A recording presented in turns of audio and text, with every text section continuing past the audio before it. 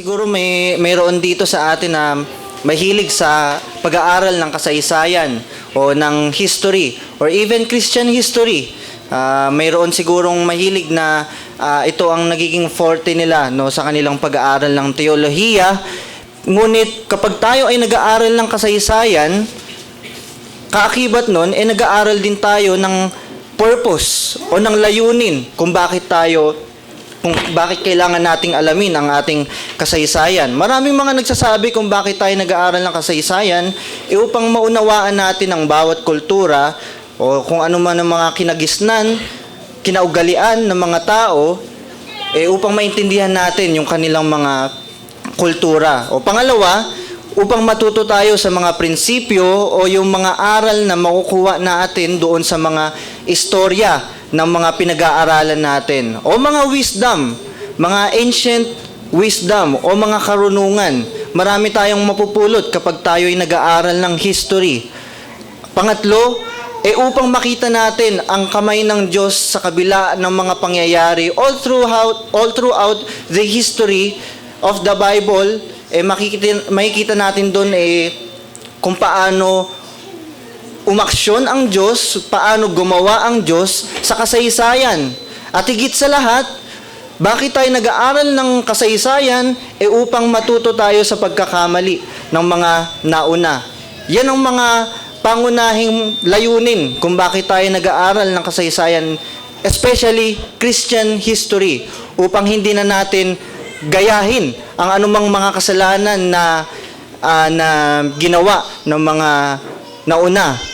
Ngunit, ang tao sa kabila ng natutunang pagkakamali, malimit yung kanilang pagkalimot, malimit yung kanilang kamangmangan sa mga pinanggalingan, sa mga nauna. Ang kasalanan, nananatiling kasalanan, at sa maraming paraan, all throughout the Bible, pinakita iyan ng Diyos sa kasaysayan. Pinakita iyan ng Diyos all throughout this story of redemption. Ngunit ang tao, patuloy na bumabalik sa kanilang cycle. Iyan ang matatagpuan natin sa Book of Isaiah. Ngayon na binabasa natin ngayon sa unang talata. Hindi napakagandang greetings, kundi words of judgment ang pinakita ng propetang Isaiah. Ngayon magsitayo po tayong lahat at iniimbitahan ko po kayo na basahin natin sa chapter 1 ng Book of Isaiah. Isaiah chapter 1 verses 2 to 3. Again, Isaiah chapter 1 verses 2 to 3.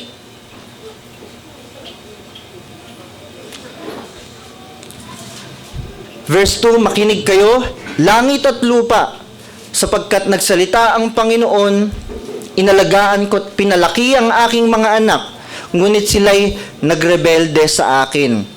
Kahit ang mga bakay kilala ang pagmamayari sa kanila, at ang mga asnoy alam kung nasaan ang kanilang sabsaban.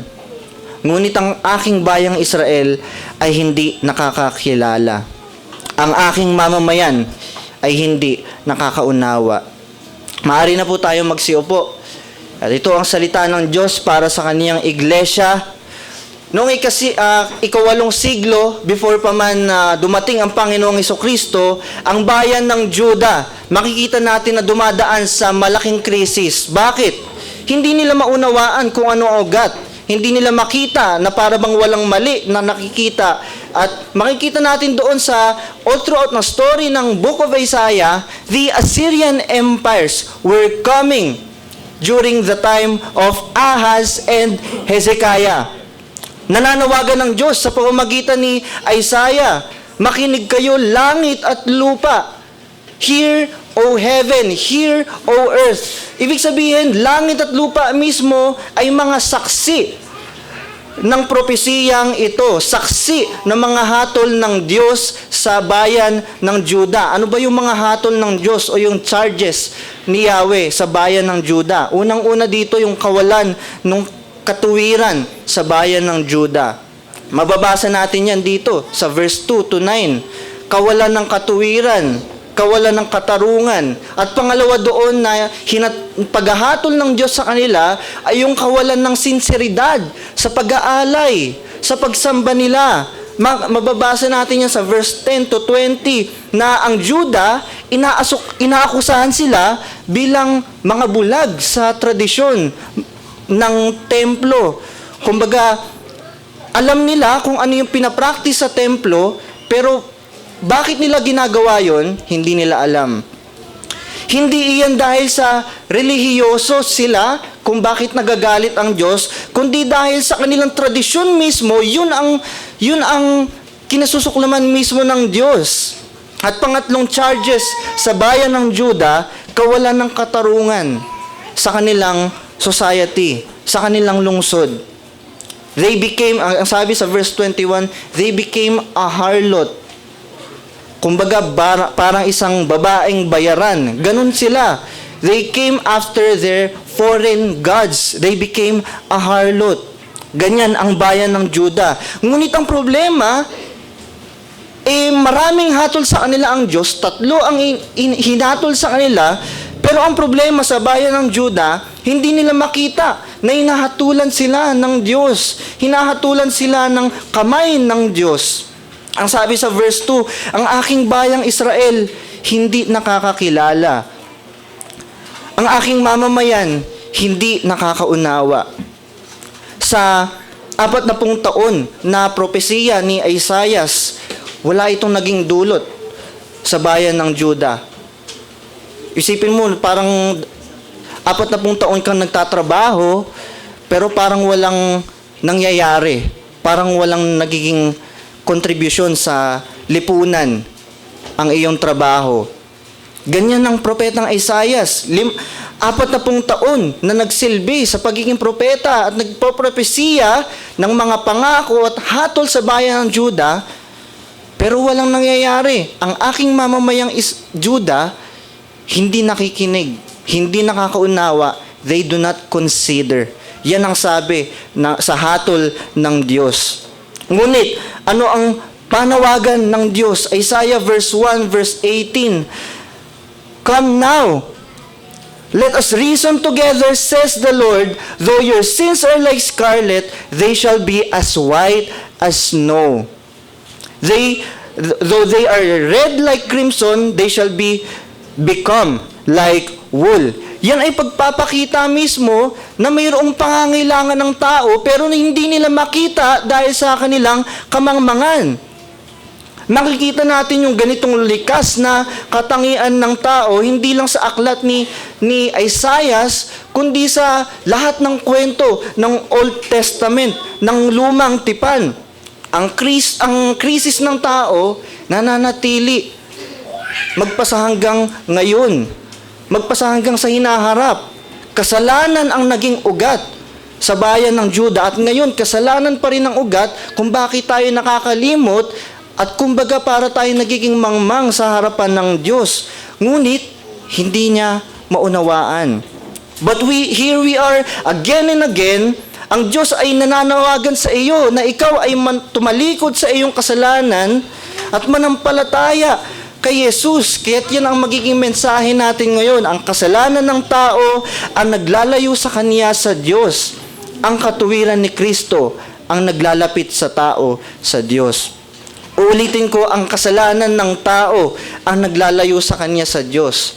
Ngunit ang katuwiran ni Kristo ang naglalapit sa tao sa Diyos. Mayroong mga tao na bumabalik sa kanilang cycle, sa kanilang mga kamangmangan. Kumbaga, hindi ginagamit yung kanilang isip, hindi ginagamit yung kanilang utak, o hindi nag-iisip mismo sa tuwing umiiral ang kasalanan. At merong 2 observation na tayong tatalakayin sa umagang ito. Unang-una, pagkalimot sa pangangailangan, at pangalawang punto, pangangailangan sa Diyos. Pagkalimot sa pangangailangan, at pangalawa, pangangailangan sa Diyos. Ang sabi sa verse 2, children have I reared and brought up, but they have rebelled against me. Ang sabi ng Diyos dito, children have I brought up. Ibig sabihin, ito ay naglalarawan sa relasyon ng magulang, ng isang ama at ng kaniyang anak.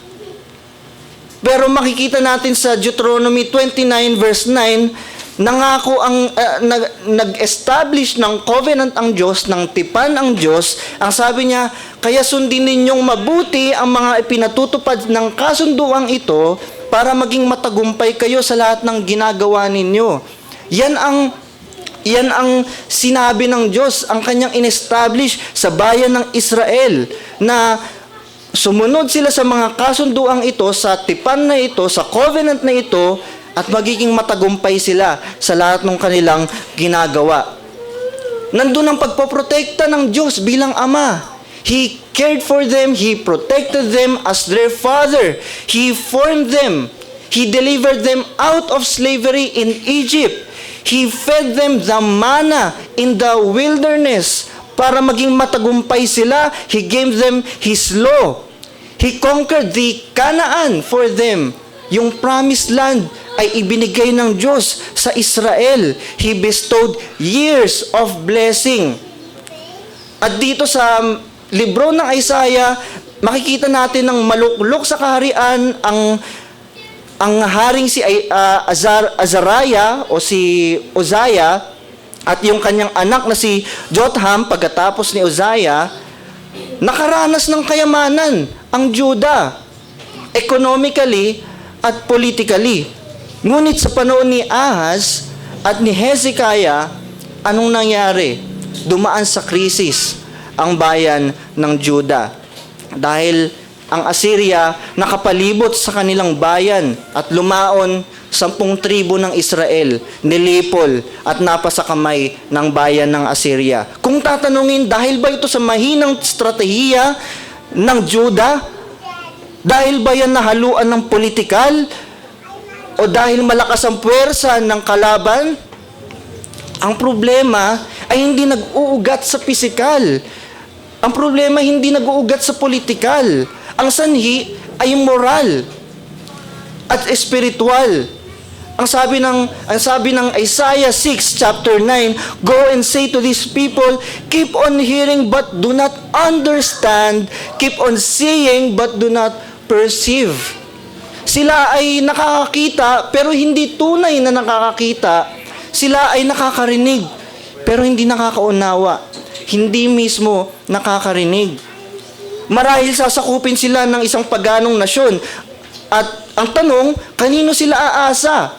Kanino sila dapat magtiwala? May mga nagsabi na kapag sumunod sila sa anumang mga pamahalaan o alinmang mga gobyerno, magiging maganda at maayos ang lahat. At sila'y lumayo sa pangako ng Diyos na siyang nag-alaga sa kanila. Nilagay ang kanilang pag-asa sa mga bagay na pansamantala lamang. Nagdanas sila ng kayamanan. Ngayon, nung nagdanas sila ng kayamanan, nakalimutan nila ang pangako ng Diyos. Yan ang problema. Kapag nakaranas ng kayamanan at ng pagyabong ang isang tao, nakakalimutan nila na ang Diyos ang nag-alaga sa kanila. And anytime, sabi sa Psalms 104, ang hininga ng bawat nilikha ay hawak ng Diyos.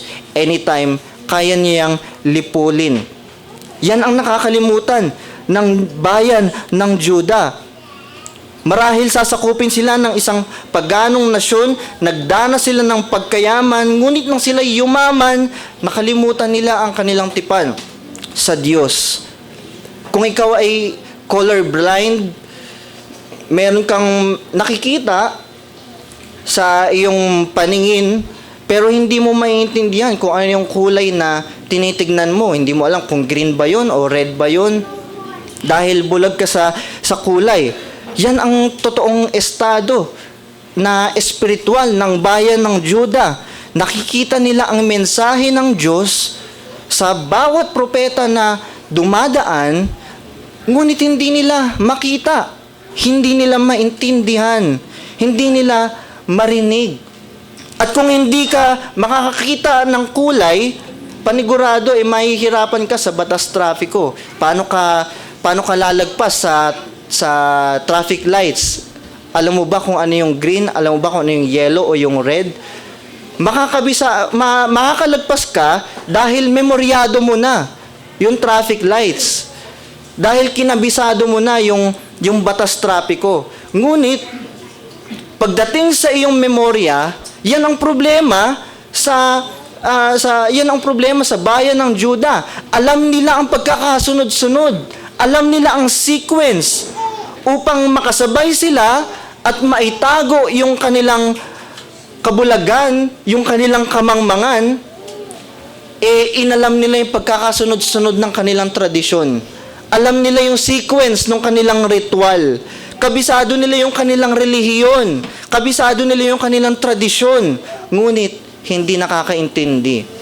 Ngunit, hindi nakakarinig. Ang sabi sa Isaiah 29:13-14, sinabi ng Panginoon, ang mga taong ito'y nagpupuri at nagpaparangal sa akin sa pamamagitan ng kanilang mga bibig, pero ang puso nila'y malayo sa akin. At ang pagsamba nila sa akin ay ayon lamang sa tuntunin ng tao. Kaya muli akong gagawa ng sunod-sunod na kababalaghan sa mga taong ito. Yan ang parusa ng Diyos. At mawawala ang karunungan ng marurunong at ang pag-unawa ng mga nakakaunawa. Yan ang hatol ng Diyos sa bayan ng Juda. Dahil sa kanilang insinseridad, sa kanilang pag-aalay sa templo, sa pag-observe ng kanilang tradition, sa pag-observe ng kanilang relihiyon. Hindi masama ang relihiyon. Ngunit, kapag ito ay naging outward religiosity, yan ang kinasusuklaman ng Diyos. Yan ang tradisyon na kinaayawan ng Diyos. Yan ang nangyari sa bayan ng Juda. Nakakakita, ngunit hindi nakakaunawa. Nakakarinig, ngunit hindi totoong nakakarinig. Their hearts are far from me. Yun ang sabi ng Panginoong Yesus ng kanyang i-cite yung Isaiah chapter 29 sa mga Pariseo. At totoo yan sa bayan ng Juda.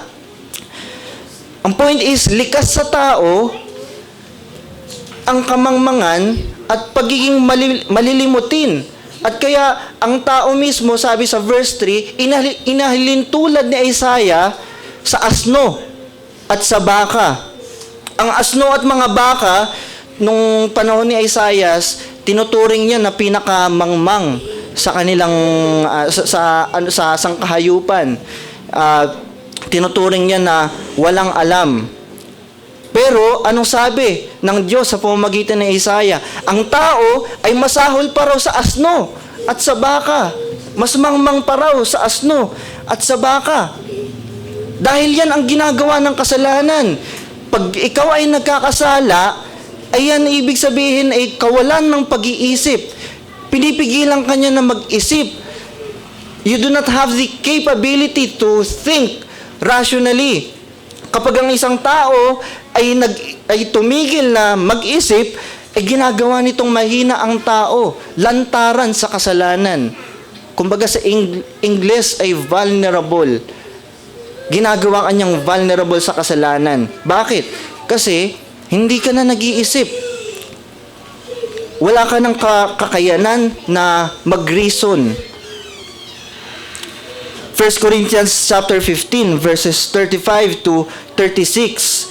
Ito ay ulat ni Apostol Pablo sa Corinthian Church noong panahon na mayroong mga propeta na nagre-require sa iglesia ng Corinthians na ang sabi, kailangan ninyong magpatuli at sumunod sa batas ng Hudyo para kayo ay maligtas. Pero anong sabi ni Pablo sa mga iglesia sa iglesia na ito na sumunod doon sa ritual na iyon?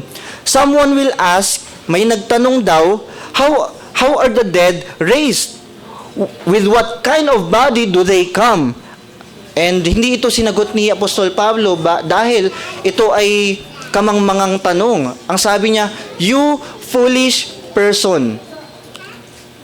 What you sow does not come to life unless it dies.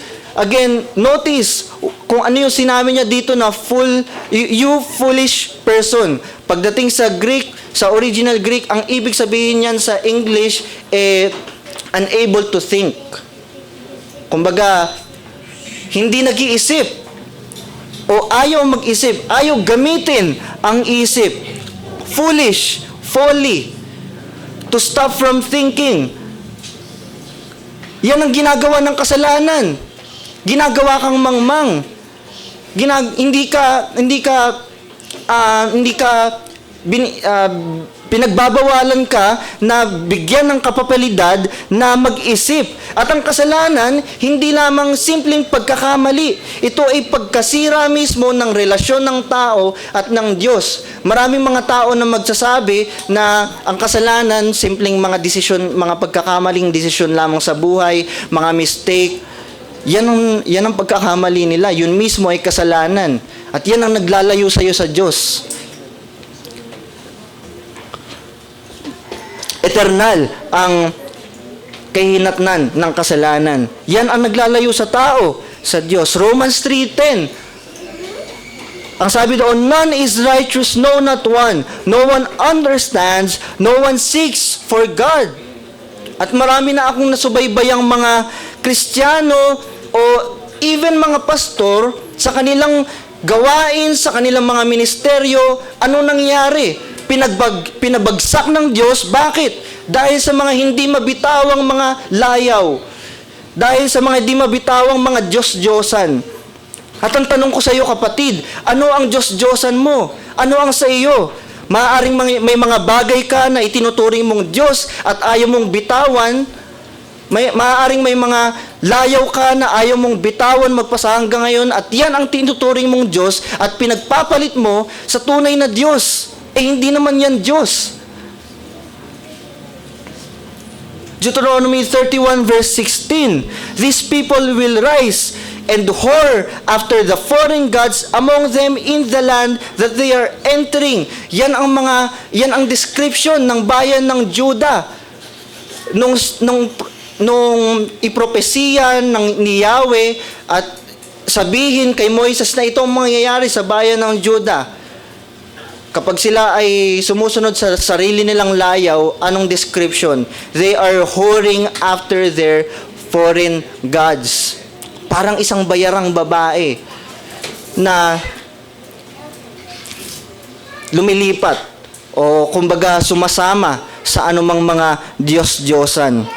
May isang dokumentaryo sa United Kingdom galing sa Britain Broadcast Corporation o BBC kung familiar kayo. Ang pinangmagatang ng dokumentaryo ay Leeds Red Light District. Ang Red Light District ay isang lokasyon ng mga bayarang babae na matatagpuan sa lugar na Leeds sa United Kingdom. Now, may mga magulang doon na naiulat na labis yung kanilang pagkadismaya nang matagpuan nila yung anak nila na nasa ganoong sitwasyon.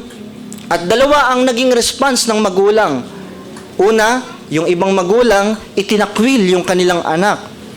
Ang iba, sinubukang tulungan na makaalis sa piit ng prostitusyon ang kanilang mga anak. Ngunit, yan ang bayan ng Judah na makikita natin. They are whoring after gods at dalawa ang pwedeng gawin sa kanila ng Diyos. Maaaring itakwil sila o tulungan silang makaalis sa sitwasyon. Ano ang pakiramdam kung ikaw bilang isang magulang, makita mo na nasa ganoong sitwasyon ang iyong anak? Ngunit pangalawang tanong, hindi ba ikaw rin ay nasa ganyang sitwasyon na ikaw ay pumupunta sa ibang mga Diyos-Diyosan, may mga layaw ka na ayaw mong bitawan na ipinagpapalit mo sa Diyos. You are whoring after your own God. May isang babae sa dokumentaryo na iyon na sinusubukan tulungan ng pamilya na makaalis sa sitwasyon na iyon, pero patuloy na bumabalik doon sa kanyang cycle. Ganun ka ba, kapatid? Ganun ka ba, kaibigan? At ang hamon ko sa iyo ay tumugon ka sa mapanghamong disiplina ng Diyos. Yan mismo ay panawagan na ang Diyos ay may paparating na galit at disiplina sa iyo. At ang natatanging tugon sa hamon na ito ay walang iba, kundi tignan mo ang Panginoong Hesukristo na nag-aalis sa kapahamakan wala nang ibang makakapagligtas sa iyo, hindi ang iyong mabubuting gawa, dahil yan mismo ay hindi nakakapagpuri sa Diyos. Ang gawa ng Panginoong Hesukristo ang mag-aalis sa iyo sa kapahamakan. Hindi ka maaaring mag-alay ng pagsamba sa Diyos sa pamamagitan ng kasuklam-suklam na gawa. Yan ang naging kasalanan ng Juda. Insinseridad sa templo. Pangalawang punto, pangangailangan sa Diyos. Again, balik tayo sa verse 3. Ang sabi doon ni Propetang Isaias, kahit ang mga bakay kilala ang nagmamay-ari sa kanila, at ang mga asno'y alam kung nasaan ang kanilang sabsaban, ngunit ang aking bayang Israel hindi nakakakilala. Dito ginamit ni Propetang Isaias ang analohiya ng hayop at upang ikumpara ito sa sangkatauhan. Ang punto dito ay upang mangusap tungkol sa kamangmangan ng isang tao, at ginagamit ng Diyos ang asno at baka upang mangusap sa kasalanan at kaligtasan. Yan ang ginagawa sa pamamagitan ng kalikasan. Ginagamit ng Diyos ang kalikasan upang magkaroon ng upang mangusap ito sa sangkatauhan patungkol sa kaligtasan, patungkol sa redemption at sa kanilang mga kasalanan. And in this case, asno at baka ang ginamit ng Diyos upang ihalin tulad sa kasalanan at kamangmangan ng tao. Ang punto dito ay tumingin ka sa kalikasan at makikita mo na ang kalikasan mismo nangungusap at nagpapangaral sa iyo patungkol sa kaligtasan ng Diyos, nagpapangaral sa iyo patungkol sa iyong kasalanan.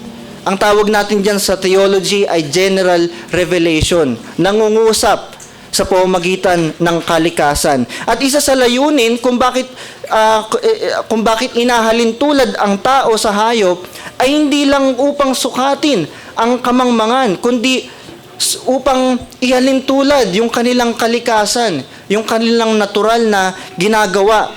Ano yung likas sa mga asno at mga baka? May hirap silang kontrolin. Kapag sinakyan mo sila, hindi sila susunod sa iyo. Mga asno, mga donkey o mga baka, hindi yan susunod sa iyo. Mukha silang mga mapurol at mga hangal at hindi mapagmasid na tila walang kakayang tumugon sa kahit anong uri ng panghihikayat. Yan ang mga asno at mga baka. Nakikita nila ang kanilang pangangailangan, pero hindi nila ginagawa. Ngunit kapag mayroon ng pagkain na dala-dala ang kanilang amo, likas sa kanila ang sumunod para sa pagkain. Ngunit ang tao, mas mangmang kaysa sa asno at sa baka. Nandiyan ang pagkain, ang provision ng Diyos, ngunit hindi likas sa atin na lumapit sa ating amo para sa pagkain. Para lamang sa self-preservation. Yan ang likas sa mga asno. Mayroon silang self-preservation. Ngunit ang tao, walang self-preservation. Ang tinuturing na tagapangasiwa ng kalikasan, yung sinasabi natin nung last Sunday na yung tao ay may dominion over creatures, tinuturing tayong tagapangasiwa ng kalikasan, umaasal tayo na parang saliwa at laban sa kalikasan, itinatakwil ang batas ng kanilang sariling pagkatao, o hindi natin nakikita ang ating pangangailangan sa Diyos. Pero ang asno at ang baka, makakita sila ng pagkain na bit-bit ng kanilang amo, walang atubili na sila ilalapit sa kanilang amo. Dahil nakita nila ang pagkain, ngunit ng tao, hindi nila makita. Sinasabi nila na kapag ikaw ay isang Kristiyano, wala kang pag-iisip. Baligtad, kapag ikaw ay Kristiyano, mas dapat kang mag-isip. Dahil ang tao mismo, sinasabi nila, pinakamataas sa uri ng hayop, hindi yan totoo. Sa usapin ng abilidad, ang tao ay mas mababang uri kaysa sa hayop. Ang abilidad ng aso, sa pang-amoy, mas mataas kaysa sa tao. Ang pangdinig ng rabbit, mas may abilidad pa kaysa sa tao. Pero, saan mas superior ang tao? Pagdating sa pag-iisip, pagdating sa reasoning, sa thought. Pero sa kabila ng yun, na yun ang kaangat-angat ng tao sa sangkahayupan, hindi pa nila ginagamit yung kanilang pag-iisip. Nananatili silang mangmang. Maraming naitala sa kasulatan ang paulit-ulit na pagpapaalala ng Diyos sa kaligtasan ng tao. For example,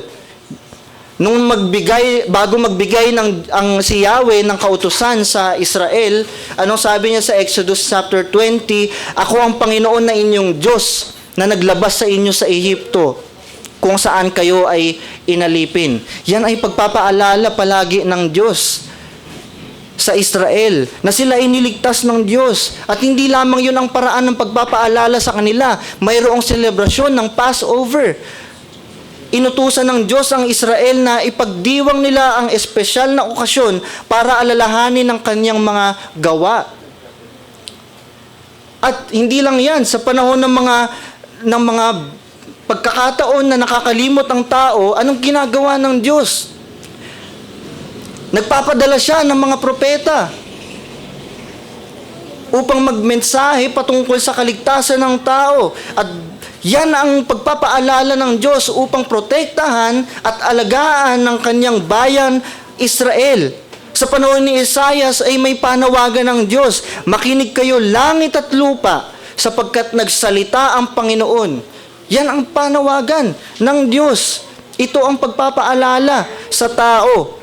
Ngunit mabuti pa ang asno at ang baka, likas sa kanya ang tumakbo sa kanyang amo para sa pagkain. Ngunit ang tao, hindi niya makita ang kanyang pangangailangan sa Diyos. Kaya ang mensahe ko sa inyo, mga kapatid, ang bawat makasalanan ay marapat na harapin yung kanilang pangangailangan. Harapin mo, kapatid, na mayroon kang pangangailangan. Huwag mong i-deny na mayroon kang pagkukulang. Yan ang kasalanan ng Juda. Binalaan sa paghuhukom ng Diyos at ngayon binigyan ng pag-asang lumapit, tinanggihan nila. Maaaring katulad ka ng Juda.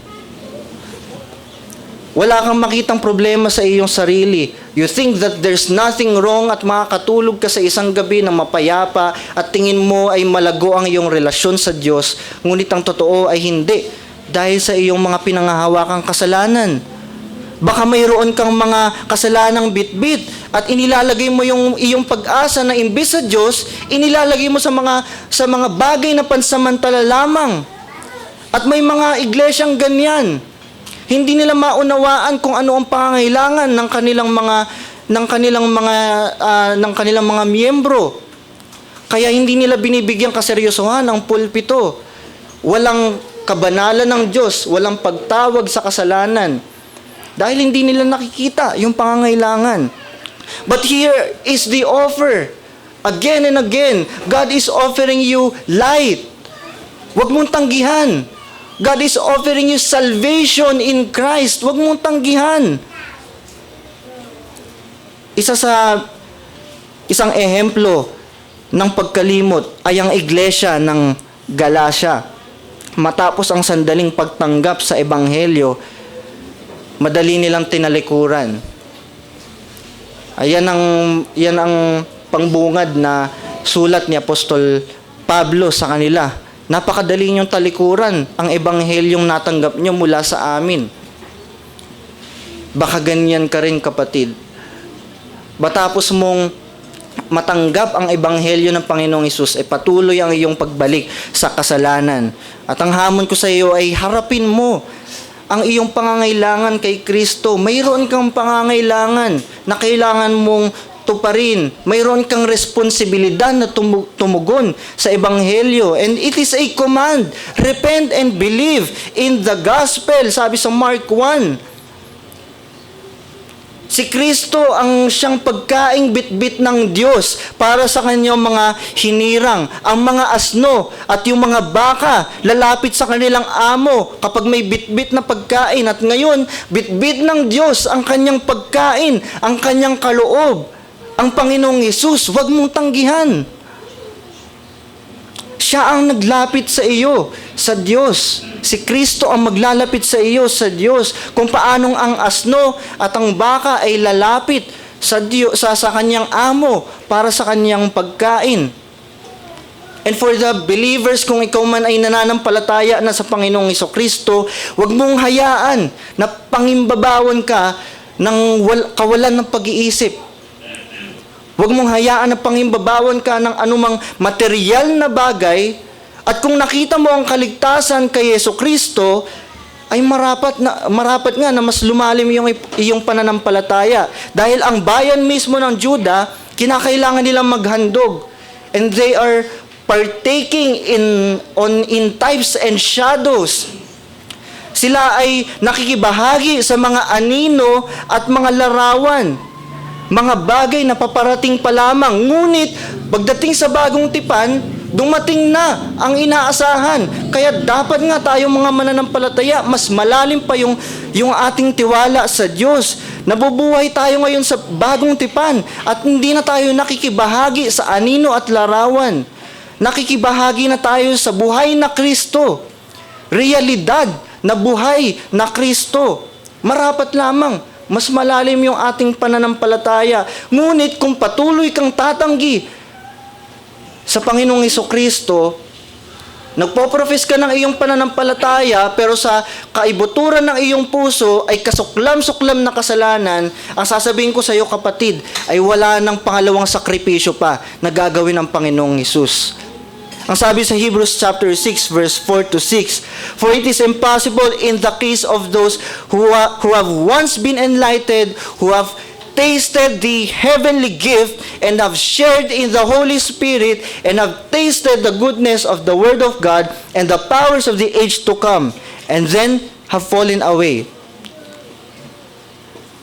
to restore them again to repentance." Imposible na daw na sila ay ma-restore into repentance. Bakit? Since they are once again crucifying the Son of God to their own harm and holding Him up to contempt. Wala nang iba pang magiging pangalawang sakripisyo ang Panginoong Hesukristo.